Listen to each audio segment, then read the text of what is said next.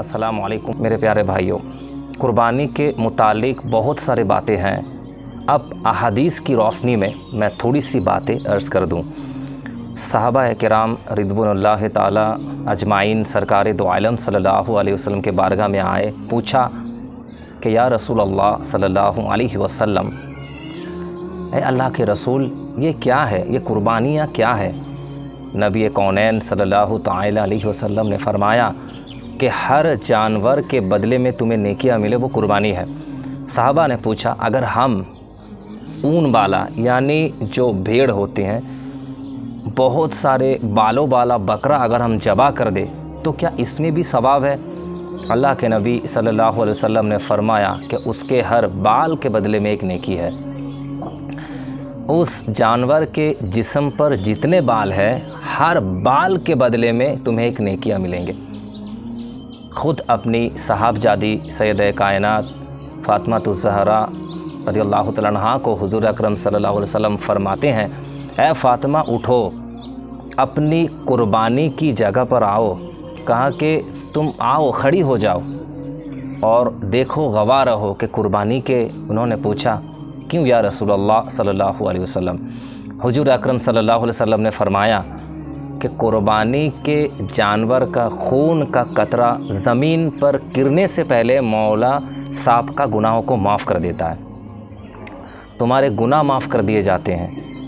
تو حضرت فاطمہ نے یہ بھی پوچھا کہ یا رسول اللہ صلی اللہ علیہ وسلم، یہ صرف اہل بیت کے لیے ہے یا سارے مسلمانوں کے لیے ہے؟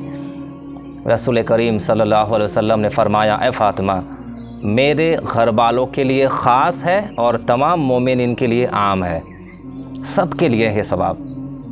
کہ تم اپنے جانور کو ذبح کر دو تو پھر اس کے خون کے قطرے زمین پر گرنے سے پہلے تمہارے سابقہ کا گناہ بخش دیے جاتے ہیں۔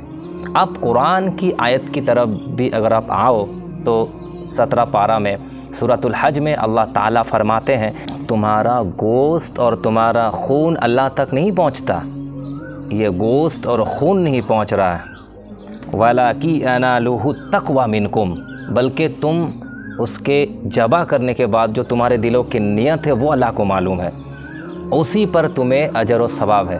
تم کس لیے کاٹ رہے ہو؟ گوشت کھانے کے لیے کاٹ رہے ہو یا اللہ کا تقرب حاصل کرنے کے لیے کاٹ رہے ہو؟ اللہ کا قرب حاصل کرنے کے لیے۔ اب سوچتے ہوں گے ایک جانور کو ذبح کر کے اللہ کا قرب کیسے حاصل ہوتا ہے، کیسے اس کا قریب ہوتا ہے ایک آدمی ایک جانور کو کاٹ کر؟ میرے پیارے بھائیوں، یہ بھی میرے رب کا احسان ہے۔ کیا ہے جانتے ہیں؟ در حقیقت قربانی تو اپنی جان کی ہونی چاہیے تھی۔ اللہ تبارک و تعالی چاہتا تو تم سے یہ فرماتا، جیسے حضرت ابراہیم علیہ السلام سے مانگا، اللہ تبارک و تعالی نے فرمایا کہ اے ابراہیم اپنے بیٹے کو ذبح کرو۔ حکم تو یہ ہو سکتا تھا کہ اے امت مصطفیٰ کے مسلمانوں، تم اتنے سال جیے ہو، 25 سال کی عمر ہو جائے تو آؤ اپنی گردن دے دو، 40 سال کی عمر ہو گئی ہے تو آؤ قربان گاؤں میں اپنے آپ کو کٹوا دو۔ کہیں یہ حکم نہیں فرمایا، بلکہ حقیقی قربانی جو ہے وہ اپنی جان کی تھی۔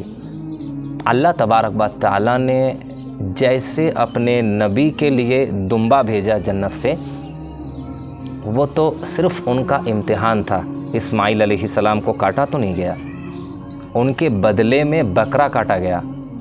تو رب تبارک و تعالیٰ نے فرمایا اب امت مصطفیٰ کے لیے بھی بلکہ تمام مومنین کے لیے بھی یہی حکم ہوگا کہ تم کاٹو گے اپنی طرف سے کوئی بکرا یا جانور، لیکن مولا تعالیٰ کی طرف سے تمہاری خود کی قربانی سمجھی جائے گی، تم نے خود قربان کیا ہے۔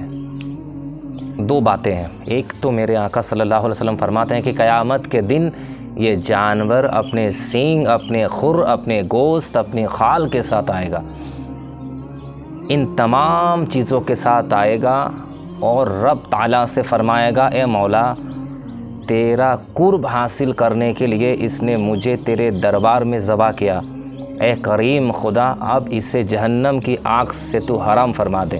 مولا اس جانور کی اس بات پر تو تم پر سے جہنم کی، دوزخ کی آگ کو حرام فرما دیتا۔ یہ بھی حدیث میں ہے کہ یہ جانور تمہاری سفارش کے لیے آئے گا۔ دوسری بات یہ ہے کہ جب تم پالتے ہو، اسے پانی پلایا، اسے کھانا کھلایا، اسے سجایا، اسے ہار پہنایا، اور ظاہر سی بات ہے جب کسی سے محبت ہوتی ہے تو اس پر چھری چلانا معمولی بات نہیں ہے۔ اب یہی چیز دیکھی جاتی ہے۔